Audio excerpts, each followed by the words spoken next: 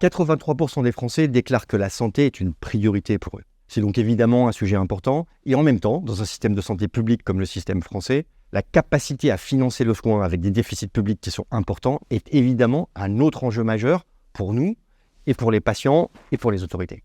Malheureusement, le diagnostic in vitro participe de ce défi. Le financement de la biologie médicale, de l'ordre de 4,6 milliards en France cette année, est inférieur à celui du transport sanitaire.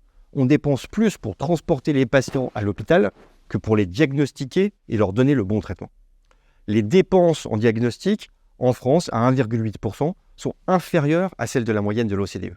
Donc la problématique de financiation est aussi importante dans le domaine du diagnostic in vitro que pour l'intégralité du système de santé. La bonne nouvelle, c'est que le diagnostic in vitro peut être une partie de la solution au problème. Car au-delà du coût des solutions de diagnostic in vitro, il contribue à l'efficience du système de santé. 70% des décisions médicales sont prises sur la base d'une information de diagnostic. La capacité de notre système de santé à apporter la bonne information diagnostique au plus près du patient, au bon moment, la plus pertinente possible, a évidemment un impact sur la prescription médicale, sur le parcours de soins du patient, in fine, sur les dépenses faites par le système de santé. L'autre bonne nouvelle, c'est que le diagnostic in vitro bénéficie de nouvelles technologies émergentes qui permettent éventuellement d'améliorer l'efficience de notre système de santé.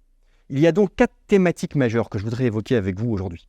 La première, c'est la question de l'accès à l'innovation.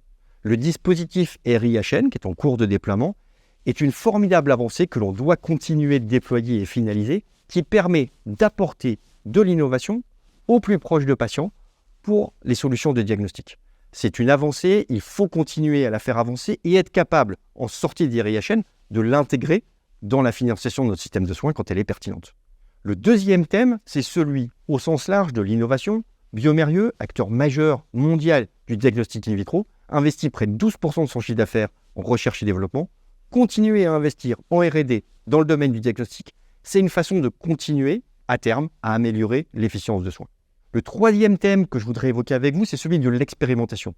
Évidemment, dans notre système relativement complexe, mesurer parfaitement l'impact de nouvelles solutions de diagnostic in vitro n'est parfois pas trivial.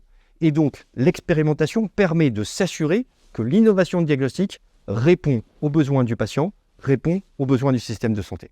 Le quatrième thème que je voudrais évoquer, c'est celui de la décentralisation.